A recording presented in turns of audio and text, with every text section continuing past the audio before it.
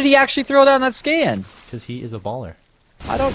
Did he? I guess he must have landed the orbital in his Look, main he and then just lifted landed it another again. one. Oh, okay, yeah. Drop scan and then lift it. That's pretty sick. Ninja. Pretty ninja. Pretty impressive. Nice play. 13 infestors on the way. Units tab shows 8 on the field, so not quite enough infestors. But here we go. Big engagement going to happen here. Fungal Growth all the Vikings pulling for the Roaches to try to engage this, but Siege Tanks and Thors with their pairing SCVs is just too good to try to engage. So Hyun going to say that's a bad idea. Going to back away. Some infestors going to lose their lives again, essentially for free. And Hyun down to his last breath. 111 supply. I don't know.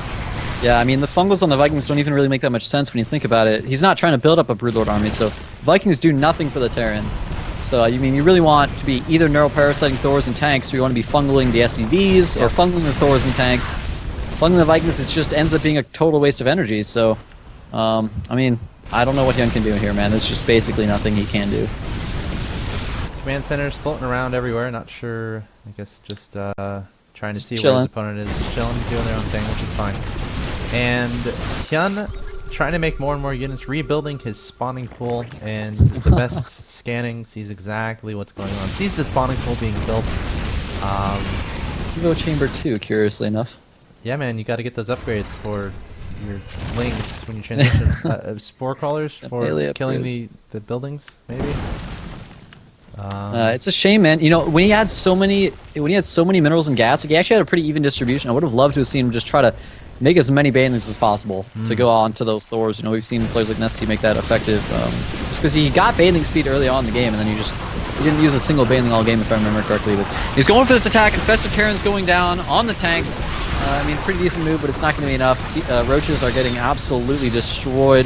Thors just giving them the old 1-2 punch with their guns there. Banshee doing tons of damage as well. It's got 6 kills right now. And Raven helping out as well, just cutting off all the creep tumors. And Hyun, I mean, his days are numbered. Yep. His seconds are numbered here. Yeah, this is a terrifying army in any matchup, honestly.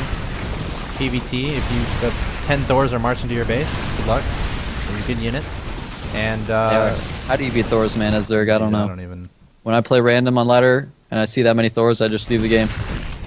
That's a logical decision. You gotta stop him from getting there, man. There's the GG called out.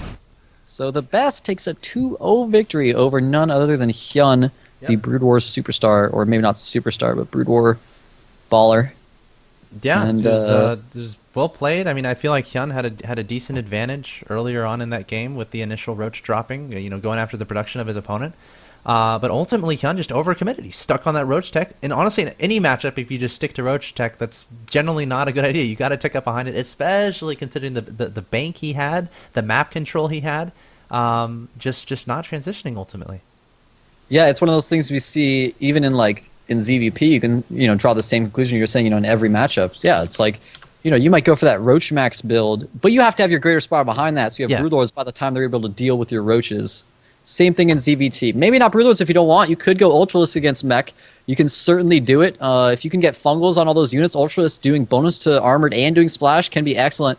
But Broodlords is generally the easier way to go like that. On that map, granted, it's pretty hard to make Broodlords effective with how wide open the center is, but that's not an excuse to still just go mass Roach. Like, it's just not going to work for you once they get too much food. So if your harass isn't relentlessly efficient each time, which you can't expect it to constantly be efficient every single time, they're going to build up too big of a tank count and they're going to win. So well played by the best. Yeah. Shows us that he is absolutely a super decent player. One might say the best. Not really. Nothing against him, but Marine King Prime is probably better. But yeah, like that game reminded me of Game 5 of a show match between Hyun and Vines. It was a PvZ on Metropolis, and Hyun just stayed on Roach, Ling, Hydra the entire game. Never went for Corruptors, even though his opponent was going Colossi and stuff. He just stuck on the lower tech. So I don't know if that's his playstyle. I don't know if he's terrified of transitioning because he's afraid of timing attacks from his opponent. But the best getting the best of Hyun in that series. So that's going to do it for that. The best takes it 2-0, and we'll advance to the next round. Coming up, I think we have round 3 action. I think we still have one more. Oh, we do? Yeah. Death Angel against Sirius. Oh, yeah. So get to see if Death Angel are... Is he the last foreigner in? I'm not sure. He might be the foreigner hope here, but he might be. Either way, he's going to be playing in a ZVZ against Sirius from FX Open. So it should be some fun Doko Inner, guys. We'll be back with that right after this quick commercial break.